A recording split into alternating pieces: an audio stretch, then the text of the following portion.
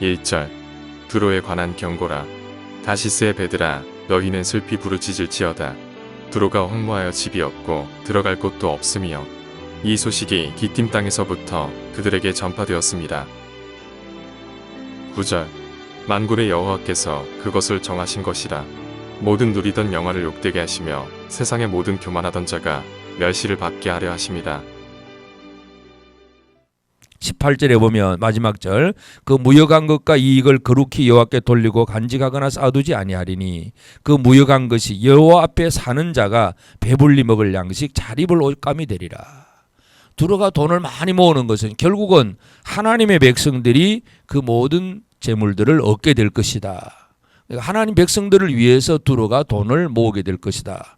두로를 더 강성하게 만들므로, 그러니까 아까 말씀드렸듯이 물론 그 이전 얘기이긴 하지만 두로가 많은 부유함이 있을 때 다윗을 위해서 많은 이 물질을 보내주기도 하고, 솔로몬 성전 지을 때 백향목을 보내주기도 하고, 여러 가지 많은 이 하나님의 백성들을 돕는 역할을 하는 것, 이것이 바로 두로의 역할이기 때문에 하나님은 70년 만에 이 두로를 회복시켜 줄 것이다. 이것을 분명히 강조하고 있습니다. 그래서 오늘 우리는 이 모든 것의 이 나라의 흥망성쇠를 결정하시는 이는 하나님이라고 하는 사실, 이 사실을 오늘 이 아침에 우리가 기억을 해야 되겠습니다. 두로라고 하는 그 단어 뜻은 반석이라고 하는 뜻입니다. 두로는 반석, 큰 돌인데 사람들이 반석으로 의지할 만큼 풍부함이 있습니다. 대부분의 사람들이 재물을 반석으로 여기고 삽니다. 돈만 있으면, 돈이 없으니까 늘 힘들지. 돈만 있으면 뭐 아파도 병원 특별 특실에 들어가서 제일 좋은 의사 만나서 뭔가 하긴 합니다. 돈만 있으면 다 잘 될 것으로 생각을 합니다. 그런데 돈이 있어도 안 되는 것이 있습니다. 하나님이 결정하시면. 그래서 이 두로가 반석이긴 하지만 사람들에게는 반석으로 여겨졌지만 하나님은 그 반석을 깨뜨리실 수도 있는 분이고, 깨뜨려진 반석을 다시금 반석으로 만드신 분도 하나님이시고, 모든 주권이 하나님 손에 있다는 것을 오늘 이 아침 우리는 다시 한번 기억하게 되겠습니다. 그래서 우리가 이 아침에 기도해야 될 것은 이 세상의 물질, 돈이 우리의 소망이 아니라는 것, 오직 우리의 소망은 하나님께 두는 것이 가장 중요합니다. 그래서 오늘 나의 삶을 주관하시는 그 하나님 앞에서 내가 무엇을 하든 어떻게 하든지 모든 결정은 하나님 손에 있기 때문에 우리가 늘 힘써야 될 것은 하나님의 뜻을 살피는 것, 하나님이 이끄시는 대로, 성령이 이끄시는 대로 살아가는 것, 이것이 가장 중요합니다. 그래서 우리가 하나님의 뜻을 어기지 않고 살 때에 그 안에서 진정한 위로와 복을 얻을 수가 있습니다. 왜냐하면 하나님은 하나님 백성 중심으로 세상을 움직입니다. 두로가 멸망을 당하고 두로가 회복되는 것도 결국은 여호와 앞에 사는 자들이 먹을 것이 되고 입을 옷이 된다고 합니다. 하나님의 백성들 중심으로 하나님이 움직이기 때문에 우리에게 가장 중요한 것은 하나님과의 관계 문제입니다. 내가 하나님 백성답게 지금도 살고 있는가? 그 믿음을 가지고 하나님을 의지하는 이 믿음으로 하나님 백성답게 살아가고 있는가? 이걸 우리가 기억해야 되겠습니다. 그래서 오늘 이 아침 우리가 이사야 23장 두로에 관한 경고, 사람들은 두로의 겉모습만 보고 그것에 대한 어떤 부귀함을 보고 많이 누리고 좋아했지만 하나님께서 모든 걸 결정하시고 치시고 또는 회복시키시고, 근데 그 모든 것들이 하나님 백성 중심으로 모든 걸 움직인다는 것, 우리가 하나님의 백성이 되었다는 사실이 얼마나 기쁘고 감사한 일인지 모릅니다. 하나님의 뜻이 무엇인지를 늘 묻고 하나님이 나를 어떠한 삶을 살게 하시는지 깨닫고 그 뜻을 이루어가는 삶을 살게 되면 먹고 마시는 문제, 입을 옷은 하나님이 책임져 주십니다. 내가 돈을 많이 벌려고 애를 쓰는 게 아니라 하나님 백성들에게, 하나님 백성들이 먹고 입을 것은 두로 사람들이 다 마련을 해준다는 얘기잖아요. 우리가 예수님의 제자들에게 예수님께서 말씀하신 것이 무엇을 먹을까 무엇을 입을까 염려하지 말라고 하잖아요. 제자들을 물론 이제 전도 훈련을 보내고 그렇게 하는 과정이긴 하지만 두부롯도 가지지 말라 그럽니다. 주머니 차지 말고 그냥 가라는 거. 하나님은 다 공급하시는 하나님이시기 때문에. 그래서 오늘 이 하루도 우리 하나님의 공급하심을 신뢰하면서 하나님의 뜻이 무엇인지 깨닫고 그 뜻을 이루어가는 일에 최선을 다하고, 그래서 모든 삶의 결정은 하나님께 손에 있다는 것, 내가 내 삶을 결정하고 내 뜻대로 살아가려고 하는 것은 참으로 어리석다는 거 기억하면서 하나님의 백성으로서 하나님과의 깊은 관계만 제대로 얼마나 어떻게 유지할 것인가, 오늘 이 아침에 이 부분을 가지고 기도하면서 나의 하나님 앞에 온전히 섬기고 그 뜻을 묻고 그 뜻을 깨닫고 그 뜻을 이루어가는 삶을 살아가는 저와 여러분 모두가 되어지기를 주의 이름으로 축복합니다. 기도하십시다. 이제 오늘 받은 말씀으로 함께 기도하겠습니다. 우리의 흥망성쇠가 우리에게 있지 않으며 오직 하나님께 있음을 고백합니다. 내 삶의 모든 것의 결정권을 가지신 하나님과 온전한 관계를 이루며 살게 하옵소서. 내게 필요한 물질이 공급되는 일은 하나님께 있음을 믿습니다. 하나님의 공급을 신뢰하며 그 안에서 만족하면서 사명을 감당하게 하옵소서. 함께 기도하겠습니다.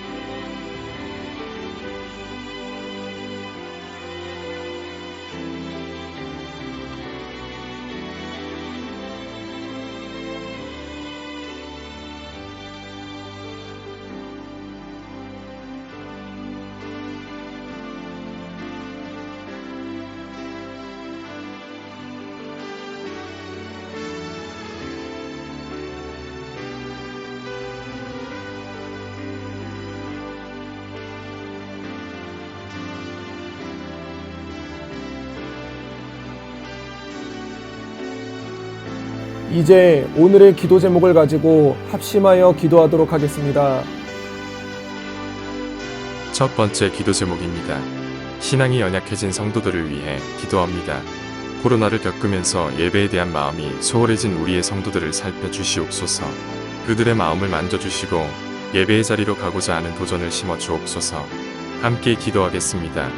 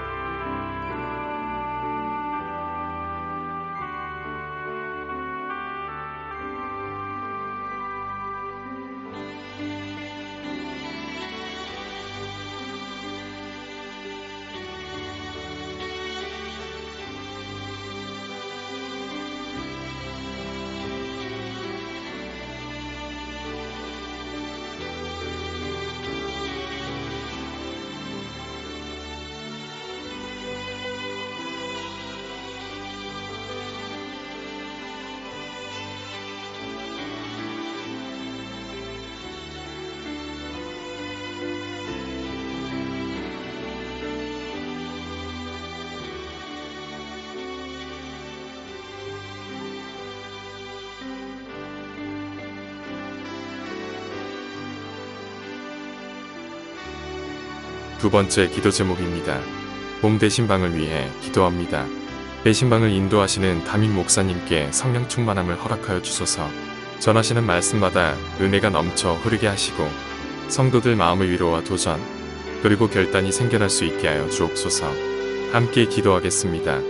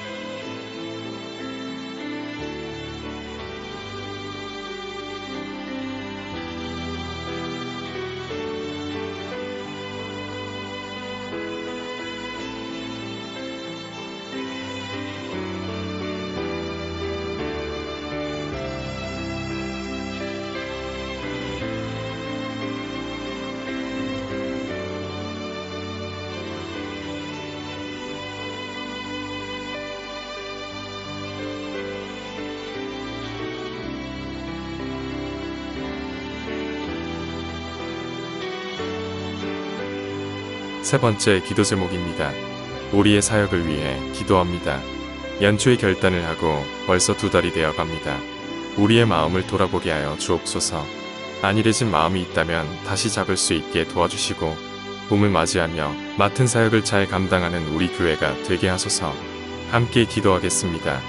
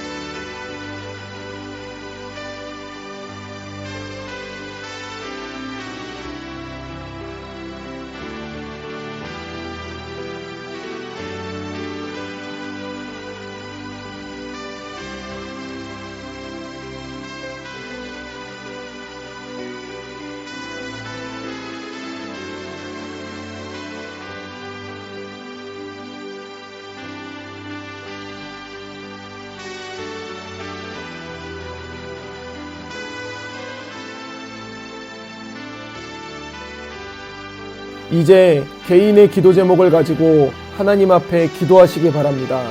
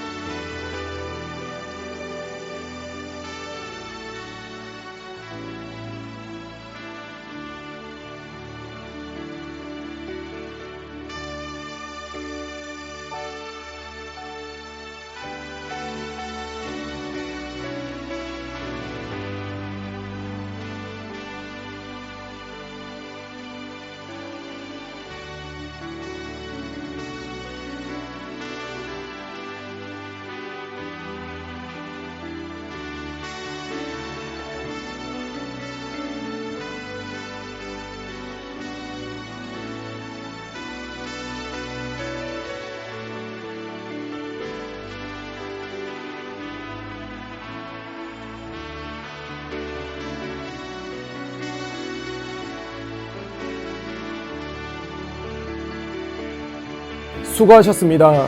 오늘도 하나님의 인도하심 가운데 승리의 하루를 보내시는 우리 재건부평교회 모든 성도님들이 되시기를 주님의 이름으로 축복합니다.